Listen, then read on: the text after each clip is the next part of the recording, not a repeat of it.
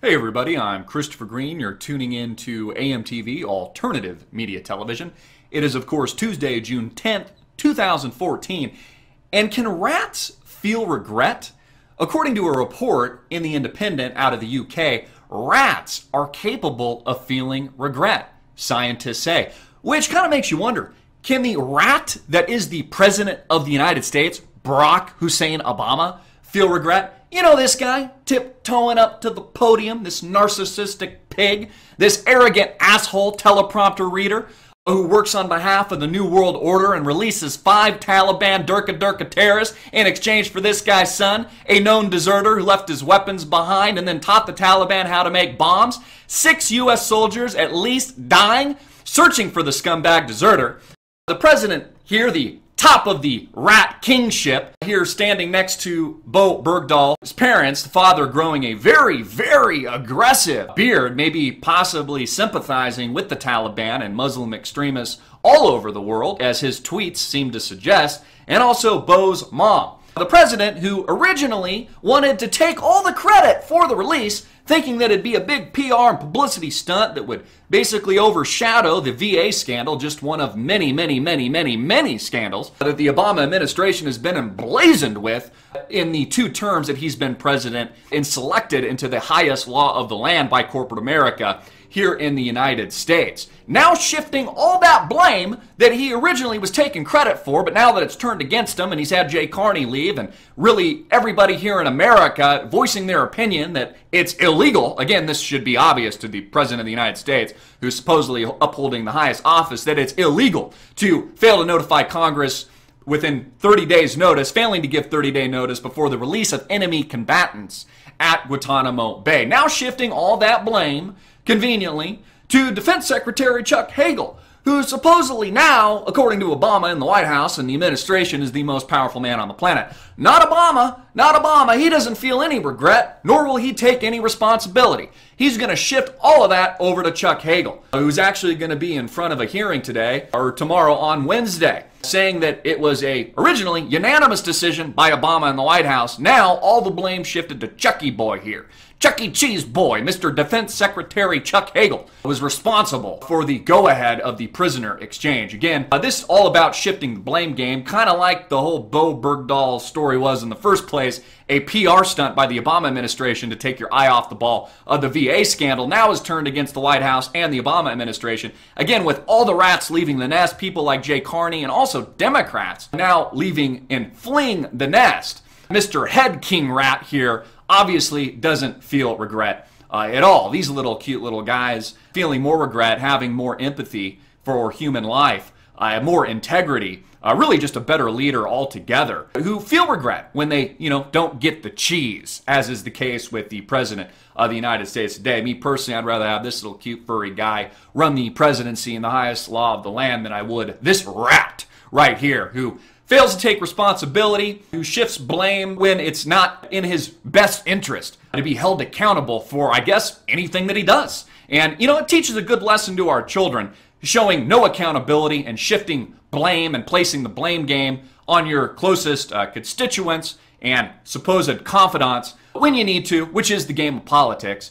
Chuck Hagel, again, speaking on Wednesday in front of a Senate hearing committee on this unanimous decision, according to Obama and the White House originally, that failed to notify Congress illegally. Really just throwing in the toilet our constitutional principles, the branches of government, and what our founding fathers feared would be a concentration of power in any area of the government here in the United States of America.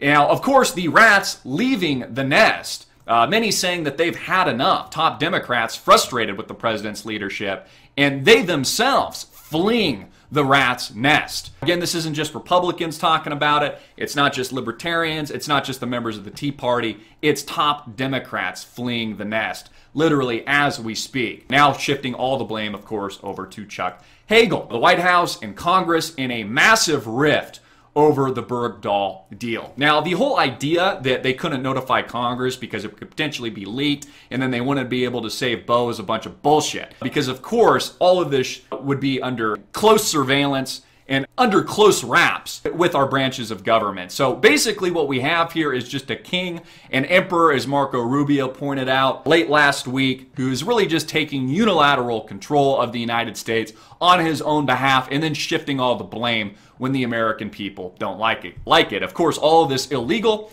all of this impeachable, and all of this should be impeachable if Congress, the Senate, and the American people had any balls. In the meantime, in 2016, as we approach the election, this oligarchy that makes up the Clintons, the Clintonista clan, you know, Clinton after Clinton after Clinton, whether or not it's Bill Clinton, now Hillary Clinton, soon to be Chelsea Clinton, and then it'll be Chelsea Clinton's kin, or it's the Bushes and the Bushes and the Bushes and the more Bushes, as is the case with Jeb Bush, who will be running in 2016 as well, claiming what I told you she would claim, which will be the entire basis of her campaign in 2016. Claiming in her new book that sexism in 2008 played a role in the Obama campaign, according to Hillary Clintonista Clinton.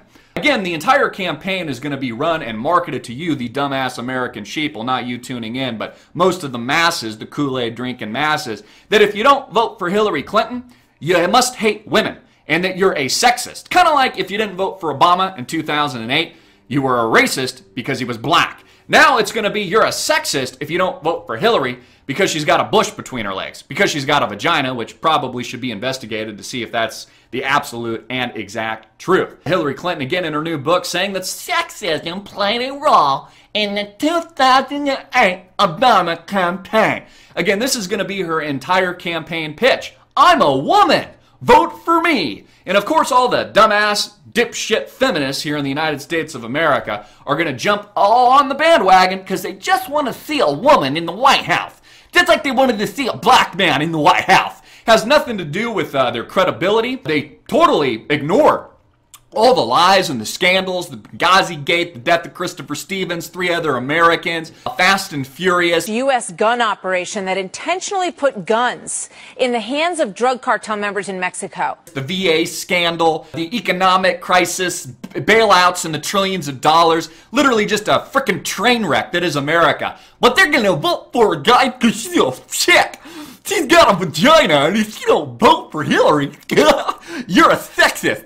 You're a misogynistic, woman-hating pig, according to these feminists. So, you know, get really excited. She also just did an expose in People magazine. Looked like she was holding on to a walker. But, you know, claiming sexism, going for the low-hanging fruit, as is these scumbag politicians do. Playing the race card, playing the sexism card. I mean, hey, you don't see this rat playing any cards. You see him taking responsibility. This little cute guy with integrity doesn't even read a teleprompter when addressing the American people. I mean, what a sweet guy. Just goes to show you that, you know, rats, you know, they kind of get they've got a bad public image because they're really cute, furry guys, and they've got a lot of integrity. Not like these scumbags who go for the low-hanging fruit, play the sexism card, the vagina card, the female card, or the black card. Now shifting blame for his own actions, his own teleprompter reading actions, his own illegal, impeachable actions regarding the Bergdahl scandal.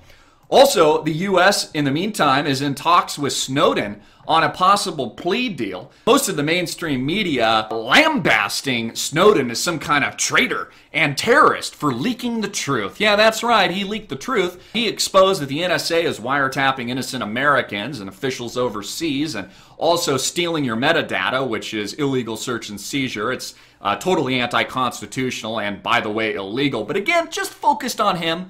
You know, focused on him as a terrorist for leaking the truth, just leaking the obvious about what he saw and how this is a gross atrocity being committed against the American people. But the American people more concerned about, you know, feministas like Hillary Clinton and sexism in the 2016 race, or they are about the president being the first black president and playing the race card so he can win an election, even though he had zero experience at all outside of reading teleprompters and campaigning. Again, showing just how weak of a leader he actually is. His own constituents in Washington, D.C., Democrats among him, saying that he's a piss-poor leader that fails to surround himself with top-shelf advisors and, you know, really won't have anyone around him that disagrees with his own egotistical, maniacal, self-intended destruction of the United States system itself. Again, rats really getting a raw deal a raw public image, showing more integrity and more humanity